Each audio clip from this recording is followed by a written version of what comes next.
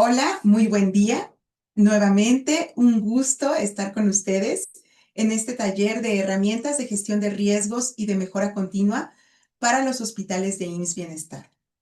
En esta ocasión y dando seguimiento al tema previo, veremos la metodología del ciclo planear, hacer, verificar y actuar, el ciclo de mejora continua. Analizaremos cómo aplicar la ciencia de la mejora a través de este ciclo de mejora, el corazón operativo que convierte las ideas en resultados medibles. Y bueno, haciendo un pequeño recordatorio para ir de la teoría a la acción, recordemos que todo sistema está perfectamente diseñado para obtener los resultados que obtiene. Por lo tanto, tenemos que buscar cómo mejorar.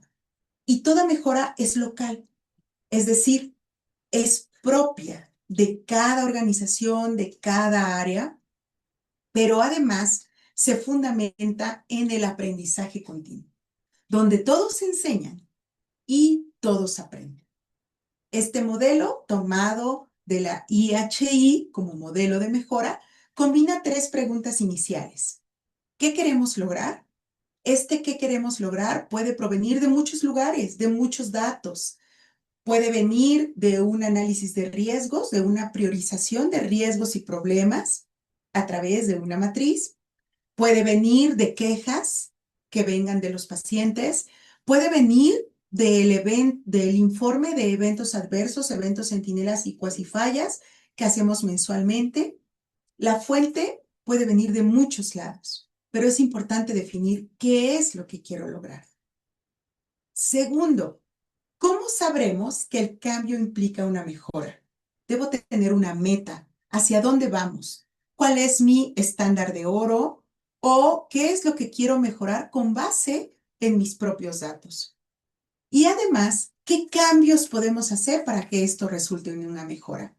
Y para ello existe toda una forma de poder buscar evidencia, medicina basada en evidencias y no solo muy buenas ideas o muy buenas voluntades, para poder entonces aterrizarlo en nuestro ciclo de planear, hacer, verificar y actuar. Y para ello quiero compartir con ustedes esta iniciativa que se hizo ya hace algunos años, más de 10 años, con el Consorcio Latinoamericano de Innovación, Calidad y Seguridad en Salud, donde aplicando toda esta metodología se buscaba decirle adiós a las bacteriemias. Era reducir todas las bacteriemias en las unidades de cuidados intensivos de Latinoamérica. Y me permito compartirlo con ustedes. Quisiera ir analizando la parte de justificación, antecedentes, meta, indicadores, estrategia y resultados para ver la parte práctica del modelo de mejora continua en un proyecto a gran escala, que se llevó a gran escala. Este consorcio se une con otros organismos internacionales de diferentes instituciones, profesiones, que trabajaban de forma continua para estimular la convergencia de esfuerzos y con ello promover de manera sinérgica la mejora de la calidad.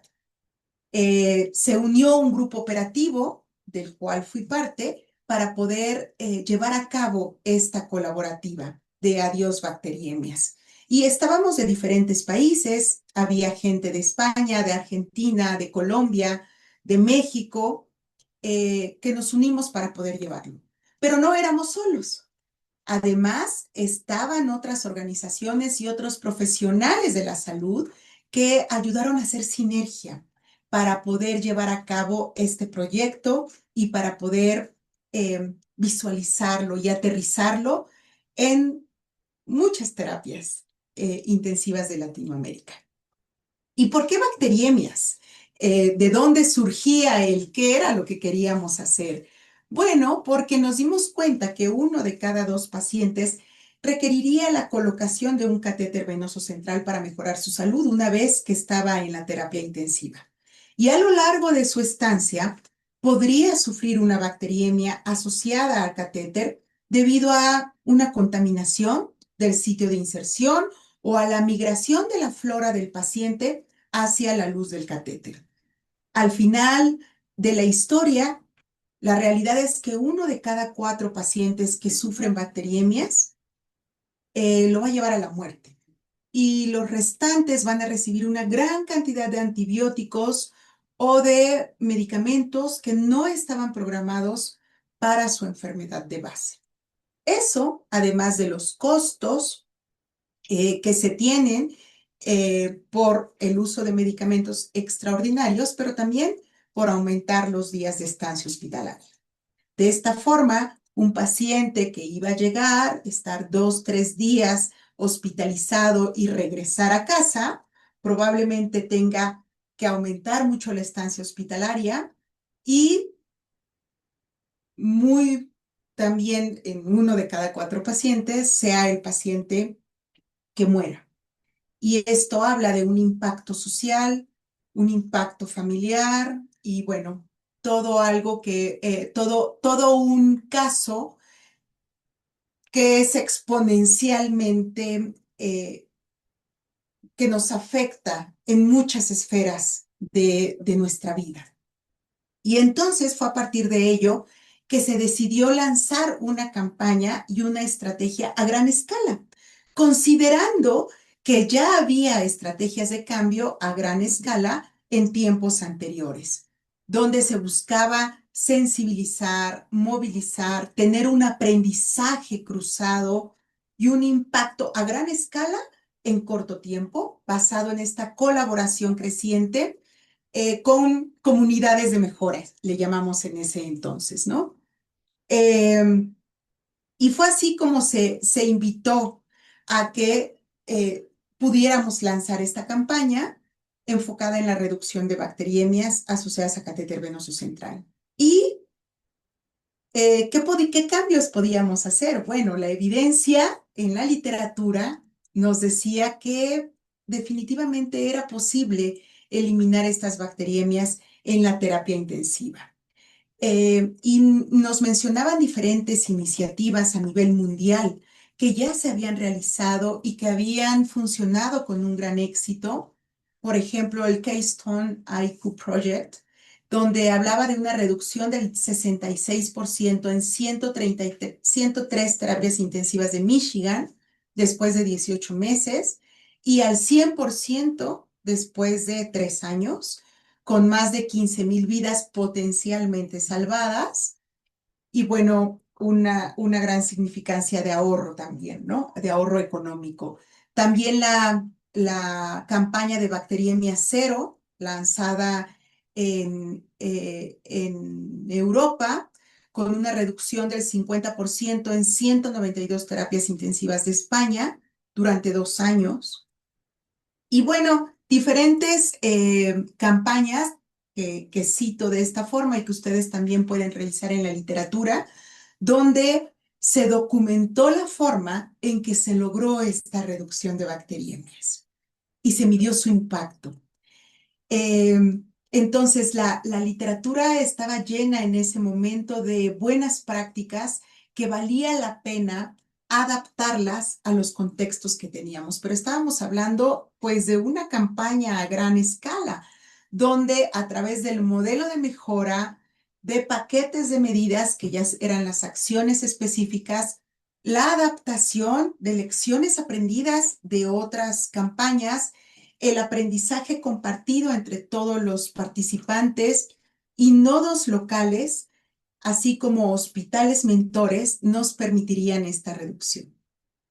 Y se le apostó todo para poder llevarlo a cabo. En ese entonces no era tan común tener sesiones virtuales de aprendizaje, además considerando las diferencias de horarios, pero pues era la herramienta de la que se planteaba hacer uso en ese momento. Este modelo colaborativo que fue adaptado de otro modelo de la IHI que había surgido también unos 10 años atrás, o sea, hace como como 20, 22 años, donde nos decían, bueno, este es el tema el que queremos abordar, que es la reducción de bacteriemias asociadas a catéter venoso central. Se identifican los actores y se empieza a reclutar expertos, que es todo este grupo colaborativo que nos ayudó a reforzar las estrategias de acción. Y por otro lado, recolectamos datos basales, porque ¿cómo vamos a saber que el cambio estaba implicando una mejora si no lo teníamos medido? Y se formaron equipos de mejora locales. ¿Por qué? Porque se tiene que hacer partícipe al personal que es parte del proceso para que esto pueda resultar en un cambio. Y apoyándonos en el desarrollo de la teoría de cambios y basados en diferentes acciones, como eran sesiones de aprendizaje, periodos de acción. Hubo una fase de planeación y de preparación donde se desarrolló toda la parte de buena práctica, se recopiló esta información, se hicieron herramientas como guías de implementación, guías de medición, cómo se iba a estar haciendo toda esta recolección de datos para poder ir a la fase de implementación, sistematizar, institucionalizar, sostener estos cambios, pero además desarrollar la capacidad local. Y esto es capacitar, enseñar y aprender. Recordemos, la mejora continua es aprendizaje continuo. Y entonces tenía que haber capacitaciones no solo del modelo de mejora, tenía que haber capacitaciones clínicas, tenía que haber este coaching, visitas, visitas en línea, involucramiento de líderes, recolección, análisis y retroalimentación de datos. Todo esto logró hacerse de forma confidencial, de tal forma que tú como hospital, una vez que te inscribías con tu terapia intensiva, tenías acceso a tus propios datos y podías ver la mejora de tus propios datos, pero no era algo abierto a todos los participantes, ni mucho menos a todo el público. Esto era para análisis del grupo operativo que estaba llevando a cabo que estábamos llevando a cabo este proyecto. Y bueno, basados en este modelo de mejora continua, ¿cuál era la meta? Recordemos, primera pregunta, ¿qué es lo que queremos lograr? Y la meta que nos fijamos era reducir la incidencia de bacteriemias asociadas a catéter venoso central en las terapias intensivas de Latinoamérica participantes en un 50% respecto a su medida basal. Y esto era a 12 meses, a un año. Esta campaña se lanzó en septiembre del 2012 y nuestro primer corte importante con el que se cerraba esta primera fase, porque hubo más fases, era para el 2013. Vemos hace 13 años que se lanza este proyecto y que pueden ustedes consultar. Está el artículo disponible en PubMed y en otras plataformas. Están de autores Pedro Delgado, Jafet Arrieta, Carola Oguerro, Ezequiel García Elorio, que eran parte de este grupo operativo y que, bueno, describen todo este fenómeno. El segundo era, ¿cómo sabremos que el cambio está implicando una mejora? Nuestra siguiente pregunta. Y bueno, para eso se conformaron indicadores, tanto de proceso como de resultado. Nuestro indicador de resultado era la tasa de bacteriemias, o sea, catéter venoso central mensual, y nuestros indicadores de proceso era el porcentaje de cumplimiento al listado de verificación en el momento de la colocación del catéter, el porcentaje de cumplimiento del listado de verificación en el mantenimiento del catéter. Entonces, se estaba visualizando, como ya lo habíamos mencionado dentro de la parte teórica, desde medidas durante las acciones y medidas de resultado, que eran nuestros indicadores de resultado. Pero además algo muy importante, estábamos o estaban compitiendo contra sus propios datos. No importaba si mi tasa era del 7%. La meta era con base en mis datos reales. Tampoco eran con base en un estándar de oro o una media nacional. con base en mis propios datos, yo quiero llegar a la mitad. Y esa es mi meta a un año, o esa era su meta a un año. Y ahora, para que qué cambios podíamos hacer para que resultaran tal cual en una mejora? Y ahí venían ya en cada momento los ciclos de planear, hacer, verificar y actuar. Y para en estos cambios, hablábamos de cambios tanto en el proceso, que hablaba de confiabilidad, pero datos también o cambios también en la infraestructura y en la cultura de la organización. A nivel de proceso, ya hablamos de medidas con listas de verificación, medidas en el proceso de inserción y medidas y mantenimiento. Para eso se elaboran guías de mediciones y guías de implementación, pero también estar capacitando sobre procesos básicos. El cambio de cultura no es algo que se haga de un momento a otro, porque recordemos, son valores, son creencias, es una forma de vida que tiene la organización y había que cambiar todas esas ideas a cómo se podía hacer mejor. Por eso es que la iniciativa o esta colaborativa tenía una temporalidad de un año. Capacitación entonces sobre conceptos clínicos, pero también de mejora de la calidad, de seguridad del paciente. Se armaron carritos o como stocks de materiales, se hacían reuniones periódicas de mejora. Estas reuniones también eran virtuales, pero también hubo algunas presenciales y hubo talleres prácticos. Se fijaban objetivos diarios y había rondas de seguridad. Y para esto, pues se tuvo que armar un equipo para poder llevar a cabo todas estas actividades de una forma estandarizada. ¿Qué se hizo en el 2012? En septiembre se incorporaron 153 hospitales representantes de 11 países. Ellos fueron los que dijeron, sí, nosotros nos unimos y vamos a empezar y el ímpetu para poder aterrizar este proyecto de mejora. Comprendía terapias intensivas pediátricas, neonatales, de adultos.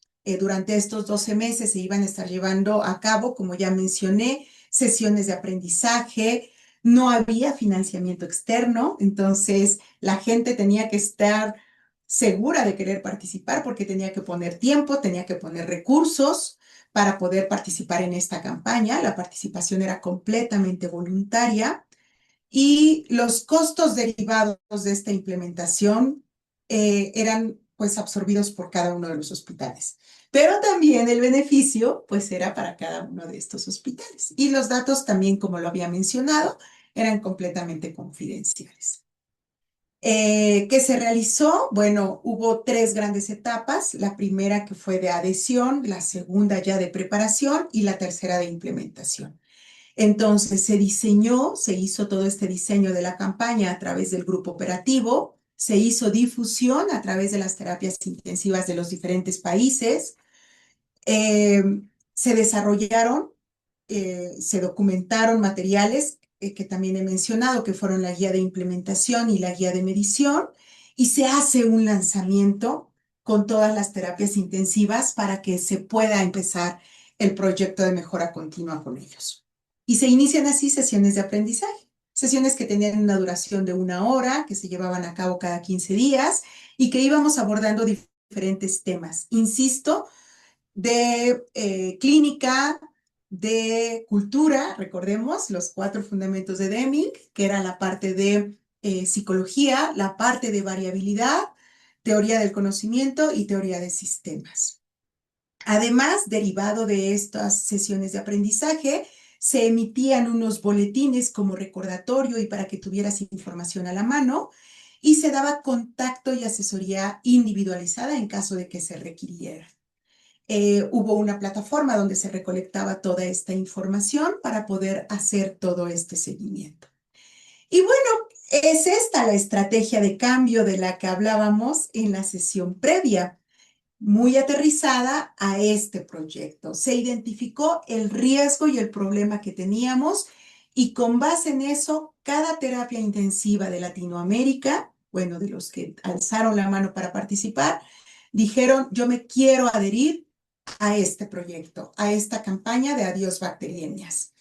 Para ello, se tenían que determinar líderes de referencia dentro del hospital y se pedía que el director de la institución hiciera esta carta compromiso, firmara la carta compromiso de que iba a estar participando en esta campaña con todas las acciones que esto comprendía, el jefe de la terapia intensiva, personal de enfermería, líderes morales que también se identificaban, médicos, residentes, es decir, se hizo todo un grupo, se hacía la constitución del equipo y con ello se definían objetivos. Y recordemos, para definir estos objetivos propios, eran con base en su situación basal y en la organización y priorización de la información de cada unidad. Eso lo hacía cada unidad. Nosotros les decíamos el cómo hacerlo, pero cada unidad tenía que conformar su equipo y analizar sus datos.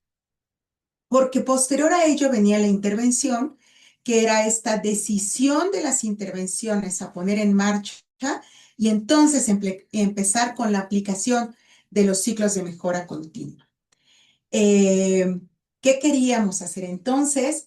Los elementos los elementos principales eran esta planeación de la iniciativa, definir el sistema que queríamos mejorar, formular esta teoría de cambio que teníamos, se estableció bien el objetivo SMART, como lo pudimos ver, que cumplía con todos los puntos para considerarse como un objetivo SMART, se identificaron estos indicadores de proceso y resultado, se realizó este diagrama de impulsores para poder relacionar causas, procesos y metas.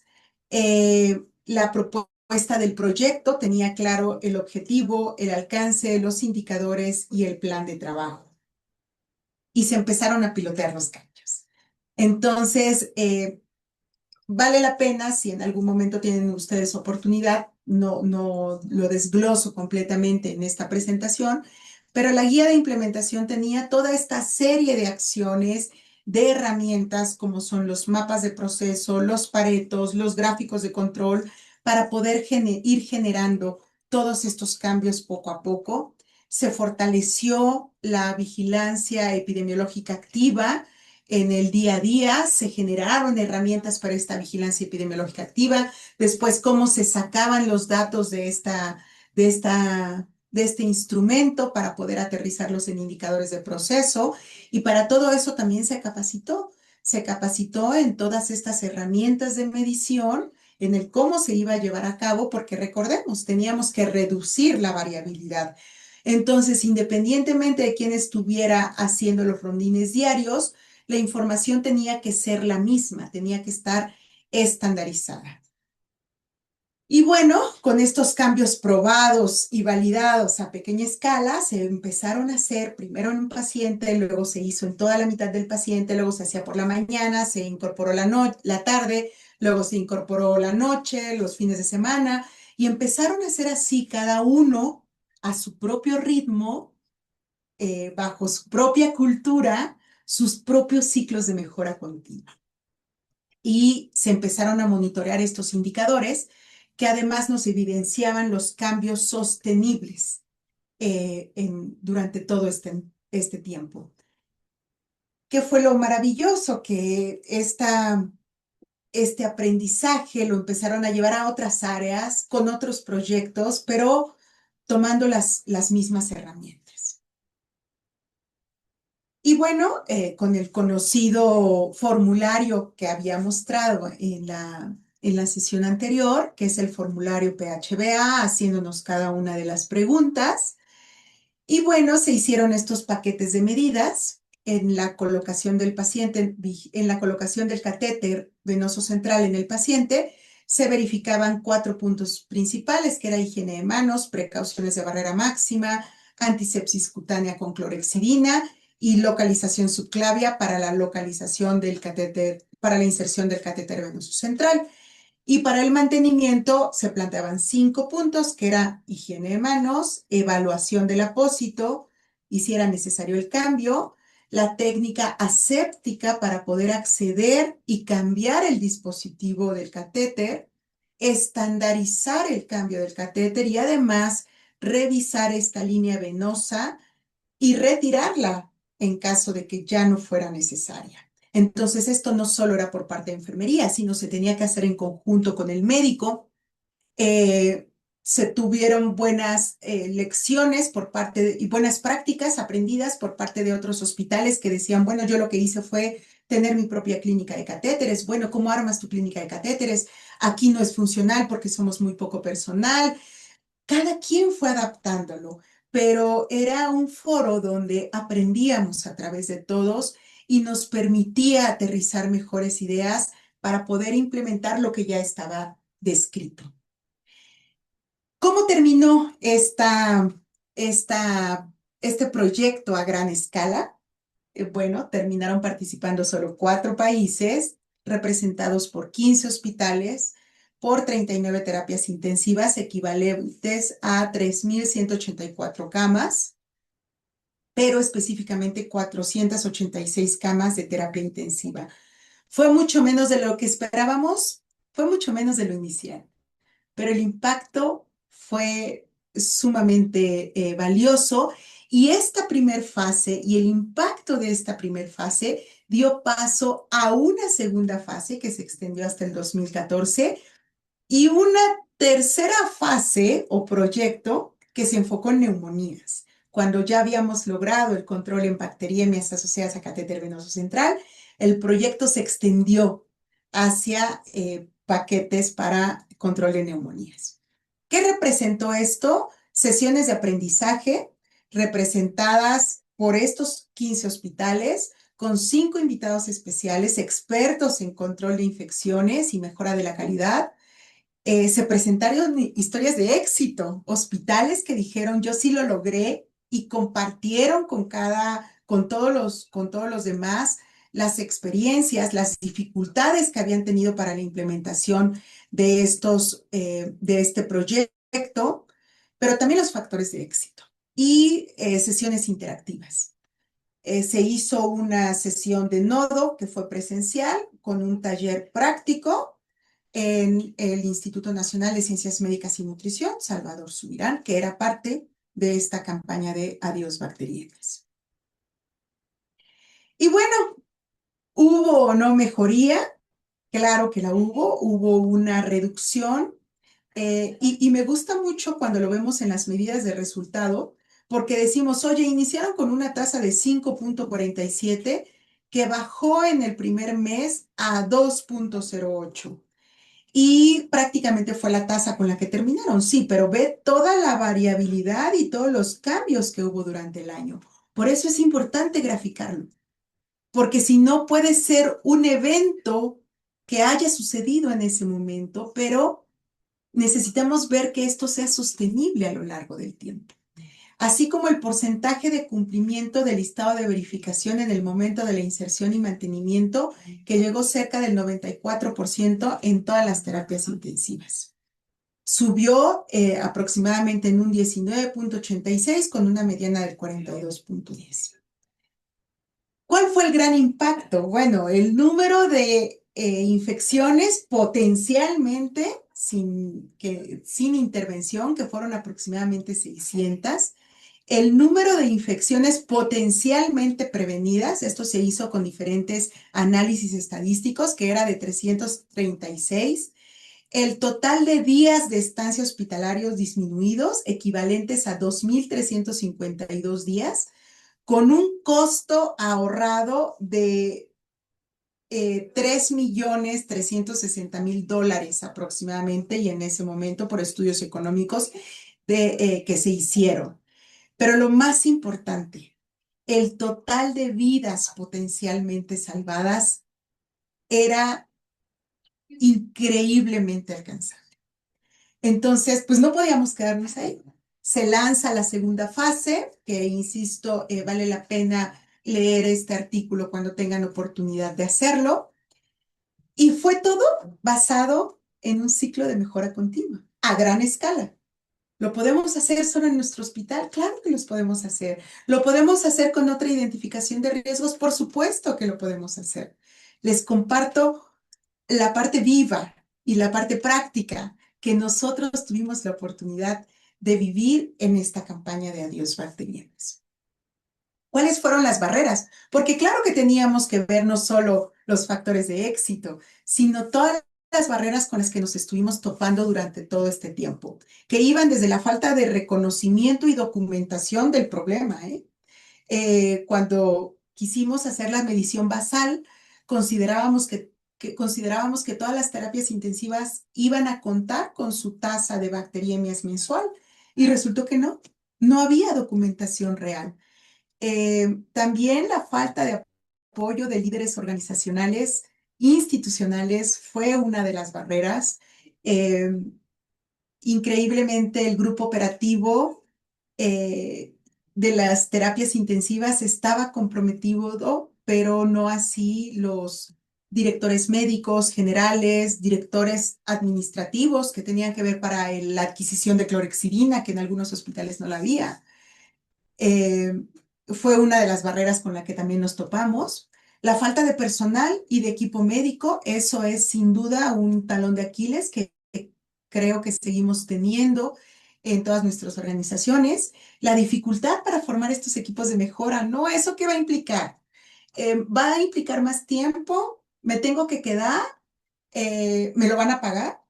Esto me sirve para después tener puntos o algún bono. Si no, no me interesa. Estas capacitaciones son dentro de mi horario o fuera de mi horario. Entonces, también fue una barrera en ese momento porque es parte de la cultura, recordemos. Somos reactivos, no me quiero involucrar, aquí siempre se ha hecho de esa forma y no pasa nada, ¿no? Falta de cultura de la mejora de la calidad, falta de cultura de trabajo en equipo, dificultad en el reporte de datos, una comunicación también inadecuada y una gran resistencia al cambio. Yo siempre comento cuando iniciamos proyectos de mejora en hospitales, en diferentes organizaciones, en áreas, es con lo que tenemos que irnos primero, la resistencia al cambio.